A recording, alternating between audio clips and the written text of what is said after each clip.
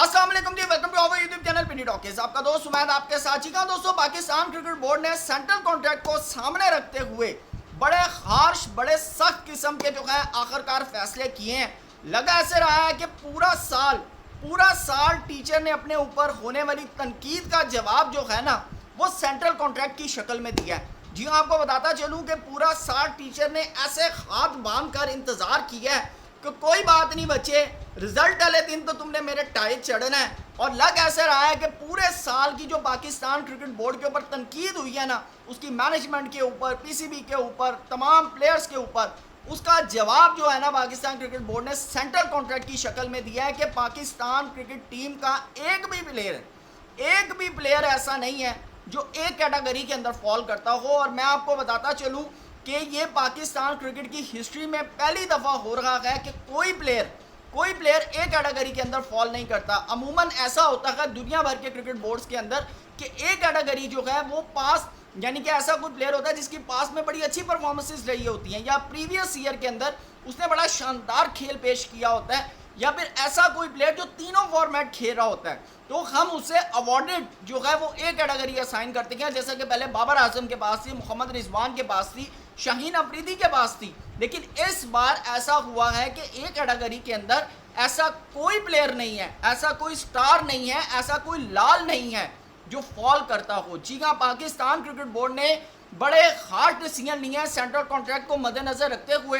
वो आपके सामने रखेंगे। चैनल पे नए आएंगे तो इसको सब्सक्राइब जरूर करें, वीडियो पसंद आए तो लाइक भी करें और कमेंट सेक्शन में अपनी कीमती राय से जरूर आगाह कीजिएगा। जी हाँ दोस्तों, आपको बताते चलें कि इस बार 12 ऐसे प्लेयर हैं कि जो पहली दफ़ा सेंट्रल कॉन्ट्रैक्ट के अंदर आ रहे हैं। जी हाँ, वैसे आपको बताता चलूँ कि बी सी डी 3 कैटेगरीज बनाई हैं और तीनों कैटेगरी के अंदर 10-10 प्लेयर हैं। 10 यानी कि बी में, 10 सी में और 10 डी के अंदर, तो 30 प्लेयर हैं टोटल और 12 नए लड़के हैं, तो पीछे रह गए 18।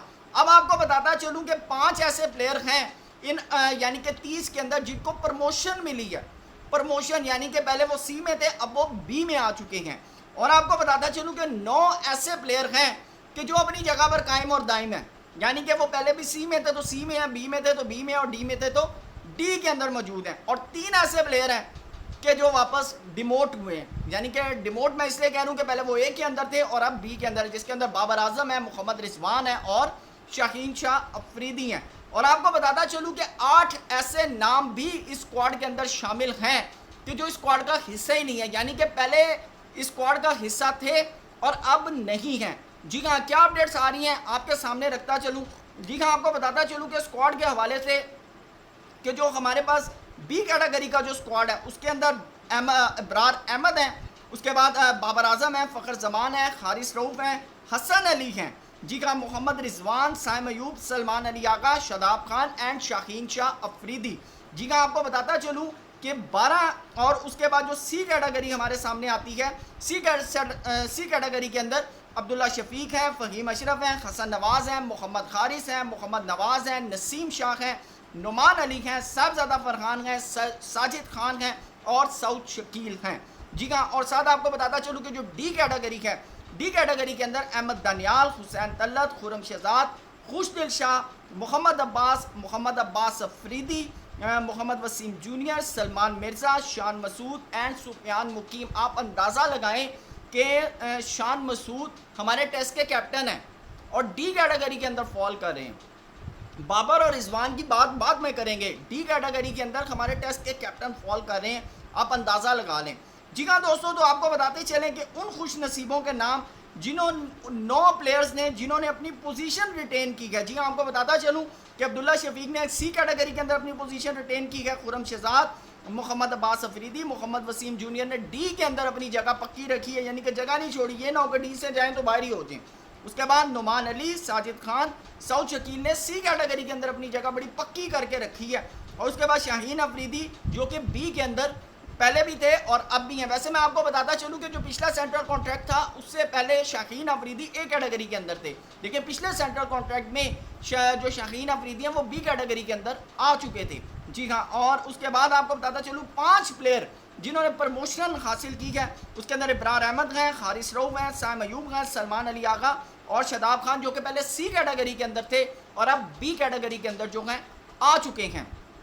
उसके बाद वो प्लेयर 12 जिनको इस स्क्वाड में पहली दफ़ा यानी कि जो आए हैं, उसके अंदर सबसे पहले अहमद दानियाल हैं, फ़हीम अशरफ हैं, हसन अली हैं। अच्छा, वैसे मैं हैरान कुन तौर के ऊपर हसन अली काफ़ी टाइम स्क्वाड से बाहर है और आए हैं तो डायरेक्ट ही बी कैटेगरी के अंदर आए हैं, डायरेक्ट ही बी कैटेगरी के अंदर, ना डी में ना सी में, डायरेक्ट जो है वो बी कैटेगरी के अंदर उन्होंने छाल मारी है।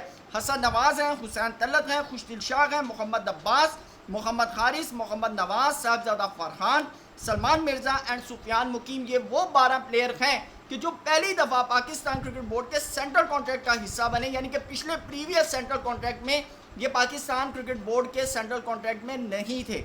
जी हाँ, ये वो नाम सामने आए हैं। तो दोस्तों, वैसे मैं बड़ा क्लियर आपको बताऊं कि बाबर आजम, मोहम्मद रिजवान, कम से कम उनकी पास परफॉर्मेंसेस के ऊपर आपको उन्हें एक कैटेगरी जो है वो देनी चाहिए थी। अगर मैं इस वक्त इंडियन की बात करूं तो आप देखें कि रोहित शर्मा, विराट कोहली ना टेस्ट खेले हैं ना वनडे T20 खेले, वनडे में है लेकिन एक कैटेगरी के अंदर है।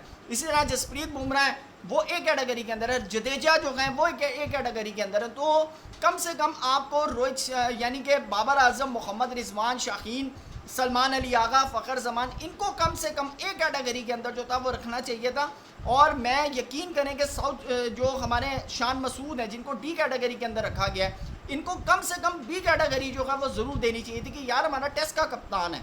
और सबसे हैरानकुन तौर पर कि जो प्लेयर्स नहीं हैं उनका मैं अगर आपको नाम बताऊं, उनके अंदर आमिर जमाल हैं, उसके बाद हसीबुल्ला हैं, कामरान गुलाम है, मीर हमज़ा है, मोहम्मद अली है, मोहम्मद खुरैरा है, मोहम्मद इरफान खान न्याजी है जो पाकिस्तान शाहीन्स का कैप्टन है, जो डार्विन के अंदर पाकिस्तान शाहीन्स को USA के ख़िलाफ़, मेलबर्न रेनिगेट्स के ख़िलाफ़, पर्स कॉचर के ख़िलाफ़, बांग्लादेश ए के ख़िलाफ़ लड़वा रखा है।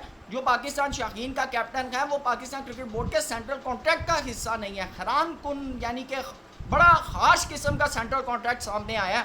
उसके बाद उस्मान खान, ये जितने जो थे लास्ट ईयर डी कैटेगरी के अंदर थे लेकिन इस बार सेंट्रल कॉन्ट्रैक्ट का हिस्सा नहीं है। ये मैंने आपको पहले चीज़ें जो थी वो बता दी थी कि सेंट्रल कॉन्ट्रैक्ट इस दफ़ा बहुत सख्त होने वाला है और ये सामने आ रखा है।